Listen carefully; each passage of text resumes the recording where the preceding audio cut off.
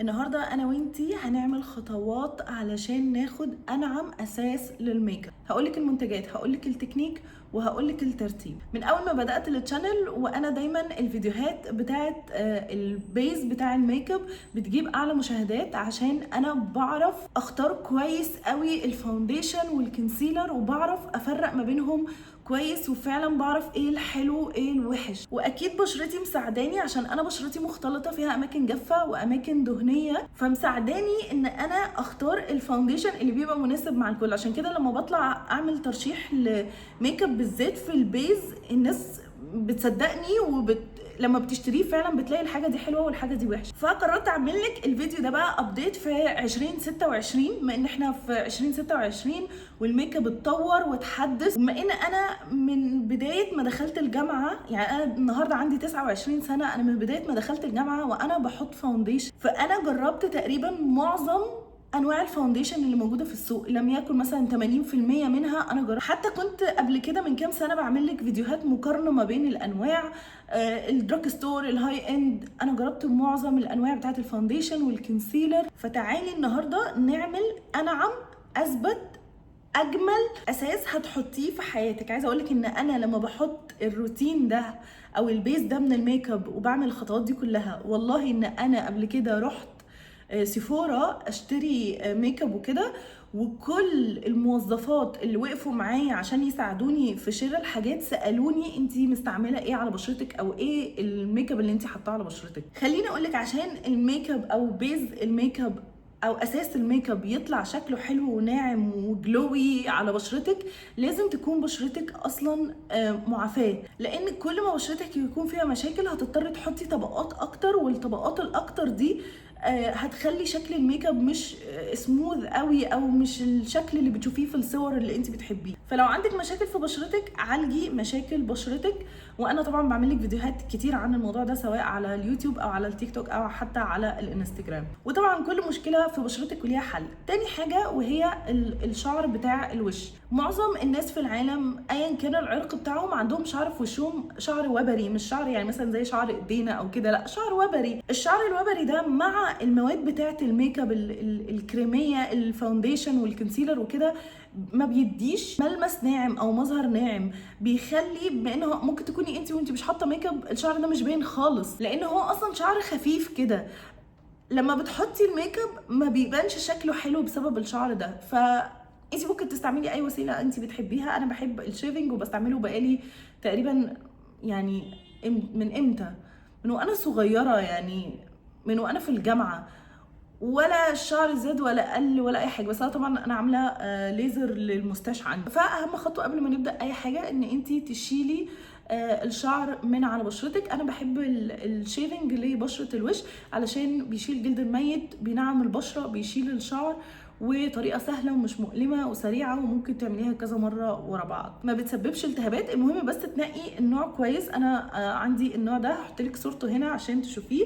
النوع ده انا بحبه جدا وسعره مش غالي ومش بيجرح البشره. واهم حاجه تعرفي بس تعمليها ازاي. وانصحك قبل ما تعمليها ما تعمليهاش على بشره ناشفه، لان ده ممكن يجرحك. استعملي جل صبار وبعدين اعمليها. انا بحط جل صبار بعدين بعملها، بعمل شيفنج وبستنى يوم كامل عشان احط اي حاجه على بشرتي. يعني بس بحط كريم مرطب يهدي وبستنى يوم كامل. يعني ما تحطيش ميك اب بعد الشيفنج على طول. هنبدا الخطوات اللي انت خلاص دلوقتي عايزه تعملي الميك اب. اول حاجه طبعا لازم بشرتك تبقى نظيفه، ولا عليها اتربه ولا عليها كريمات ولا عليها اي حاجه. فلازم تغسلي بشرتك بالغسول بتاعك.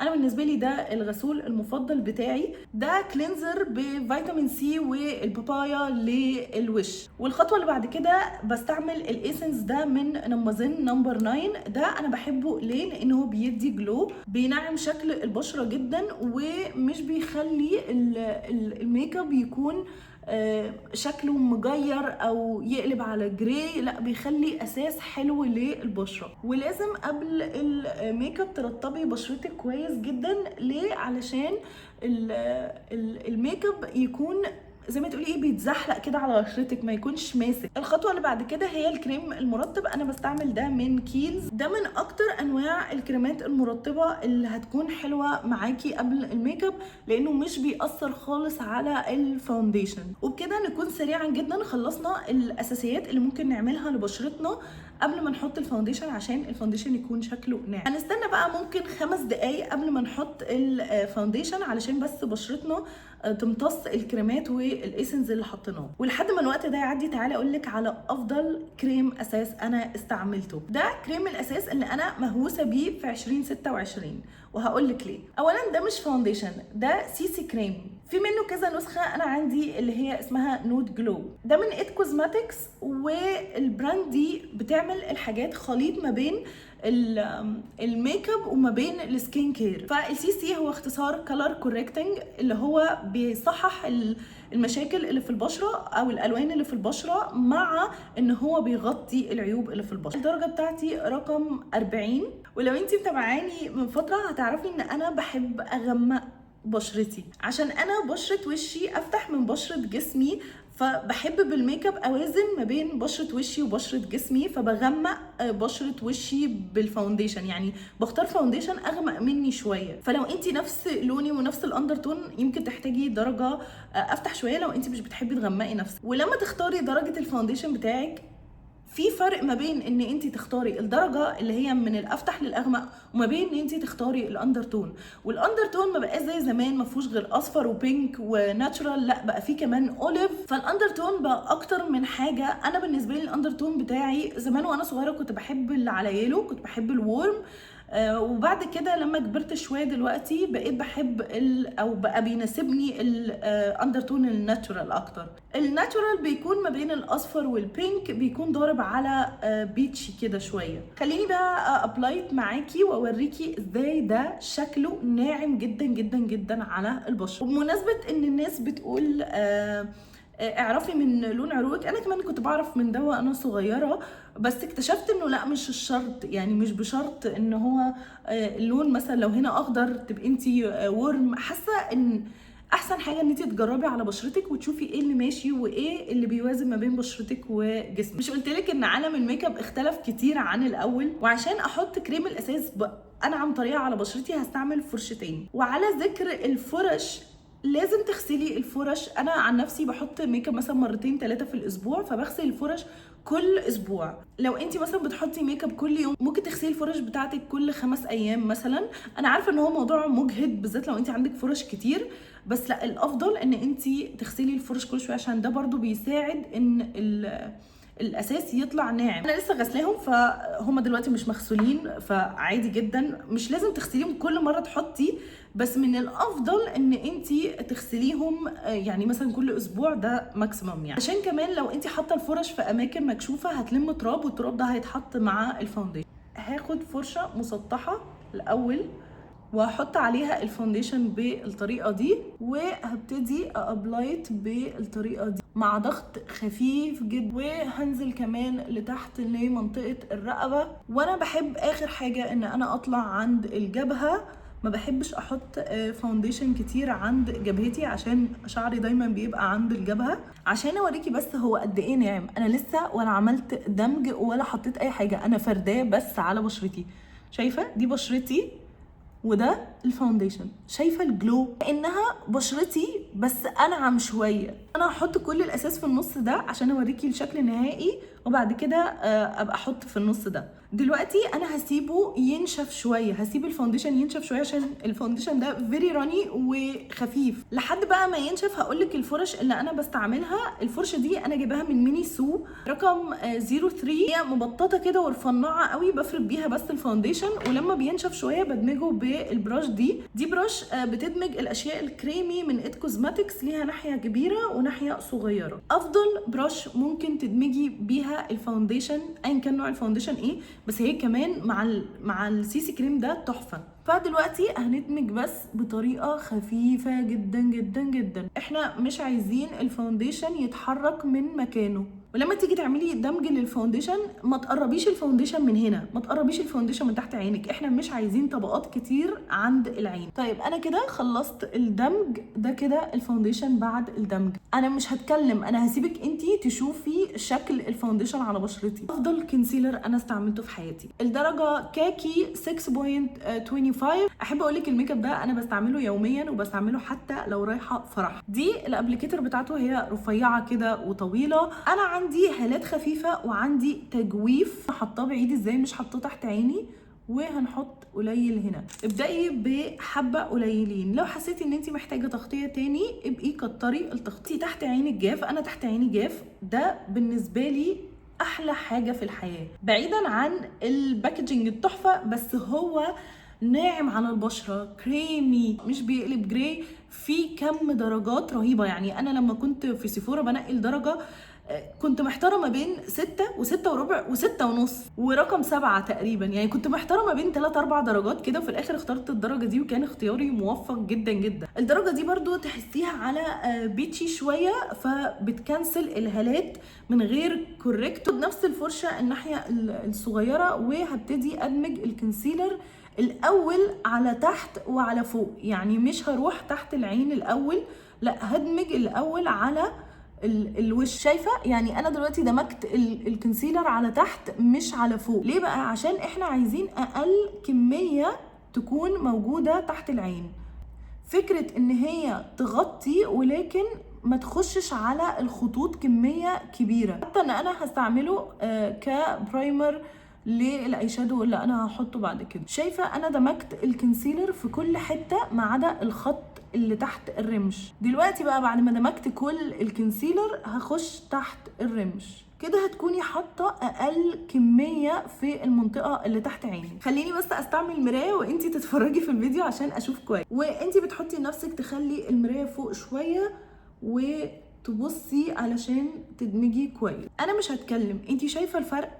انت شايفه العين نورت ازاي؟ شايفه التجويف اللي عندي من هنا ده اختفى ازاي؟ انت مش محتاجه منتجات كتير، مش محتاجه 4 5 انواع برايمر، مش محتاجه تحطي كميه كبيره من الفاونديشن وكميه كبيره من الكونسيلر. انت بس محتاجه تستعملي التكنيك الصح. كده احنا خلصنا الفاونديشن والكونسيلر. هل هنثبت بالباودر دلوقتي؟ لا. هتساليني وتقولي لي ليه؟ هقولك عشان احنا هنستعمل كل منتجات الوش تكون كريم. في الصيف او في الشتاء، سواء الجو حر او الجو برد، المنتجات الكريمي بتدي مظهر انعم، احسن، مدموج احسن، شكله طبيعي اكتر، بيفضل وقت اطول من المنتجات الباودر. فهنستعمل الكونتور، البرونزر، البلاش، وكمان الهايلايتر يكونوا كريمي. فممكن تستعملي حاجه زي دي اللي هي بتكون شبه البالم شويه. ممكن تستعملي حاجات ليكويد، ممكن تستعملي حاجات ستيك. المهم ان هي ما تبقاش باودر، لان الباودر بتروح بسرعه، ما بيبقاش شكلها ناعم، ومش بتندمج في بعضها زي الحاجات الكريمي. لاحظتي ان انا ما حطيتش برايمر قبل الفاونديشن، اولا لان الفاونديشن ثابت جدا ما بيروحش بسهوله، ولا هو ولا الكونسيلر. كل المنتجات الكريمي اللي انا هستعملها معاكي ثابته جدا جدا جدا، ومش محتاجه اي طبقه تحتها غير الترطيب والنظافه. عشان اعمل تحديد خفيف لبشرتي هستعمل الكونتور الليكويد من رير بيوتي. الدرجه دي اسمها سوليس، تقريبا كانت درجه رقم 2. واحب اقولك ان ده الدرجه الوحيده اللي ضاربه على جراي. الكونتور ما ينفعش يكون على اورنج، وهوريكي الفرق ما بين الكونتور ده. كونتور، شايفه الدرجه كانها فيها اندرتون رمادي ازاي. وده البرونزر اللي هنستعمله كمان شويه. تعالي بقى خليني اوريكي الفرق.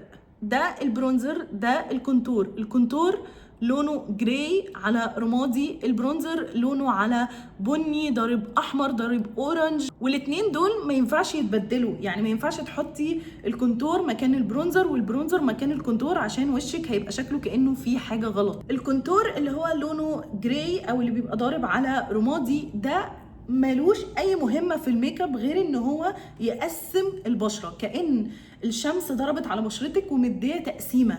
لكن البرونزر بيدي زي سان تان، او بيدي لون او حيويه للبشره. ممكن تدمجيه شويه ما بينه وما بين البلاش علشان يدي تدريجه كده في الخدود زي ما احنا هنعمل دلوقتي. فيلا بينا الاول نستعمل الكونتور. انا هستعمل بسيط جدا، شايفه، ولا هحط ورا خالص ولا قدام خالص ولا تحت خالص ولا فوق خالص، لا هحط في البوينت دي بالظبط اللي هي قدام الودان من فوق، بس يعني قريبه شويه من العين، مش عند الودان بالظبط. وانا بحب ارفع وشي من هنا، فهنحط شويه من هنا. وعشان ندمج الكونتور هنستعمل البراش دي رقمها 200 من ريال تكنيك.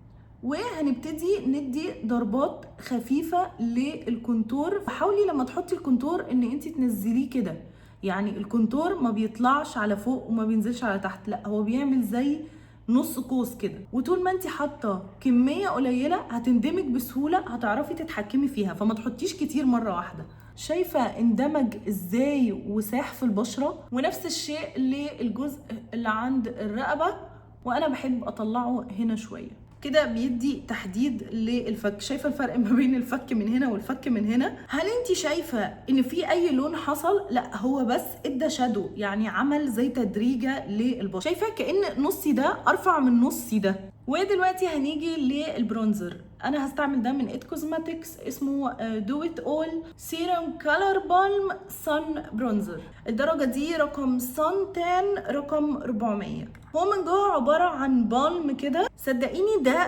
فيري بيجمنتد، فانت مش عايزه تاخدي كتير، انت عايزه تاخدي حبه قليلين جدا، فانت بس هتضربي الفرشه من بعيد. وانا بعمل ايه قبل ما احطها على بشرتي؟ بحط في الغطا هنا الاول كده، ورا الغطا بتاع العلبه بضرب الغطا هنا الاول لحد ما احس ان هو خف شويه. وهنيجي مكان احنا حطينا النقطه بتاعه الكونتور هنا، هنيجي فوقيها ونحط النقطه بتاعه البرونزر. شايفه انا حاطه كميه قد ايه؟ حاطه كميه قليله، وانا بحب احط البرونزر هنا. طبعا احنا بنتعامل بنص دلوقتي، بس هناخد بقى نفس البراش بتاعه الفاونديشن ونبتدي ندمج بيها البرونزر. انا بدمجه من اول ما حطيته وطلوع. ليه؟ علشان يعمل تدريجه للبلاش. بس ان انا محتاجه تاني، فهاخد ضربه بسيطه من هنا، هخففها تاني في الغطا، هحط نقطه هنا وهنا كمان. بالله عليكي قوليلي، في حد بيعلمك بالراحه وخطوه خطوه كده؟ ده طبيعي، ده شغل الميك اب ارتست، فهم مش عايزين يقولوا لك اسرارهم، يعني طبيعي مهنتهم. لكن انا مش ميك اب ارتست، انا صاحبتك وعايزه البشره بتاعتك يكون شكلها ناعم مع الاساس، عشان كده بقول لك كل الحاجات اللي انا بستعملها وفعلا بيطلع شكلها حلو. ودلوقتي هننتقل للبلاش، بس قبل ما نحط البلاش هنرجع للكونسيلر. هاتي طرف فرشه عندك، زقي عينك تحت شويه، هتلاقي الكونسيلر عمل خط او خطين لو عندك. شايفه الخطين دول؟ كل ما عليكي ان انت هتنزلي بطرف الفرشه على تحت، وهتجيبي الفرشه تبصي فوق وتدمجي الخط ده. ممكن تلاقي خط كمان فوق عينك، شايفه انا عندي خط هنا دايما بيطلع فوق عيني، فبرضو هندمج الخط ده. انا هستعمل البلاش ده اللي هو المفضل عندي من لانكوم، الدرجه رقم 40. ده اسمه جيلي بلاش، فهو بلاش خفيف. دي الدرجه بتاعته، الابليكيتر بتاعته بحبها جدا. البلاش بقى هنحطه فين؟ احنا حطينا نقطه الكونتور هنا، حطينا نقطه البرونزر فوقيها، نقطة البلاش هنحطها بعديها بشوية قدام النقطة بتاعة البرونزر. هاخد فرشة انجل من بلوسم، وهبتدي ان انا ادمج البلاشر بالطبطبة في نفس الدايرة. هدخله على العين شوية، هدخله على البرونزر شوية، هنزله تحت شوية، وعلى الخدود من قدام، او يعني كأنك مبتسمة كده وفي اللي هي الابل اوف تشيكس. بالله عليكي شايفه البلاش ده شكله ايه؟ شايفه الجلو؟ شايفه خفيف وناعم ازاي؟ برضو انا حتى الدرجه على بيتشي، لان انا يعني الالوان اللي بتمشي عليا شويه ضربه على كورل واورنج وبيتشي، مش بيمشي عليا البينك او الموف. انا مش بحب ازودها في البلاش قوي. لو انت بتحبي بلاش اكتر ممكن تتقلي اللون عن كده، بس افتكري ان انت تبداي من فوق عشان يبقى البلاش ليه تدريجه، يعني يبقى من فوق غامق ومن قدام فاتح. وقبل ما نحط الهايلايتر الليكويد هنستعمل بيوتي سبونج علشان ندمج كل حاجه مع بعضها قبل الهايلايتر، عشان احنا مش عايزين الهايلايتر يروح في كل حته. دي السبونج بتاعت شي جلام، حلوه جدا جدا جدا. فاول حاجه هنروح بايد خفيفه جدا ناحيه الحاجات الفاتحه الاول، فهندمج الكونسيلر اول حاجه، وبعد كده هننتقل لباقي الوش، وزي ما قلتلك بايد خفيفة جدا يعني من غير ضغط قوي، بس عشان لو كل الفرش اللي انا استعملتها مش بتسيب خطوط، بس عشان لو في خط او اتنين احنا مش شايفينه بعينينا يكون اتساوى. بعد كده هاخد الليكويد هايلايتر ده من جورج ارماني، ده ليمون السلك هايلايتر بالدرجة رقم 3. انا بس هوريهولك على ايدي الاول علشان تعرفي ان هو مش هايلايتر من اللي انتي تعرفيه. شايفه ده كده الهايلايتر من قريب، هو ما فيهوش جليتر على قد ما هو فيه افكت الميه، الافكت الووتري. فهناخد شويه على مقدمه الخد من فوق، وانا بحب ادمج البلاشر بفرشه اي شادو عشان تبقى صغننه، دي اسمها شادو بلندر من بلوسم. ما حركش اي حاجه تحتيه، هدمجه بطريقة خفيفة، فرشة صغننة جدا جدا. لو عندك مسام ما تقربيش الهايلايتر منها علشان ما تبانش اكتر. حاسة ان انا محتاجة ازود هنا شوية، والهايلايتر بالذات ادمجيه بسرعة علشان ما يسيبش اي اثر. وانا بحب مع وشي احط الهايلايتر هنا شويه. شايفه الافكت مفهوش ولا نقطه جليتر، سلكي جدا جدا جدا على البشره، عشان كده انا بحب الهايلايتر ده جدا. خلينا بقى نثبت كل اللي احنا عملناه في بشرتنا. انا هستعمل الباودر دي من هدى بيوتي، دي اللي هي الدو ايزي بيك، اللي هي الاتنين مع بعض. عندي درجه اسمها تشيري بيتش، هي من جوه بتكون درجتين، درجه البيتش ودرجه التشيري بلوسم. فانا هاخد اللونين سوا في الغطا كده، وهاخد البراش دي من ريال تكنيك رقمها 402. الاول هقلبهم سوا علشان يكونوا درجه واحده. دلوقتي هما بقوا نفس الدرجه، هاخد بقى الباودر دي وهنفضها شويه كده. انا بشرتي مش بتزيد بسهوله او مش بيطلع لها دهون بسهوله، فبس بثبت منطقه العين عشان فيها خطوط، وبثبت المنطقه اللي حوالين الفم علشان خط الابتسامه، وعشان الروج لما احطه ما يسحش على بعضه. وممكن بقى الباقي على الفرشه ان انا اثبت بيه بطريقه خفيفه جدا باقي الوش. وبعد كده هنفض الباودر دي عشان ما يبقاش باقي منها على البشره. انا بحط اللوس باودر ببرش مش بسبونج. واخر خطوه خالص في البيز عشان اتاكد ان كل ده تمام، هستعمل الاول نايتر سبراي من ايربن ديكي. ومن بعيد، شايفه ايدي بعيد ازاي، هغمض عيني وهرش البشره علشان كل ده يثبت على بشرتي. هنشف السبراي او هنستناه ينشف كده اكون خلصت. شايفه كأنها بشرتي بس احسن. دي بشرتي قبل اي حاجة، ودي بشرتي بعد الميك اب. واحب اقولك كل اللي احنا حاطينه ده هيفضل نفس الشكل ده لساعات طويلة. جربي المنتجات بالتكنيك اللي انا حطيته وقولي لي رأيك في الكومنت.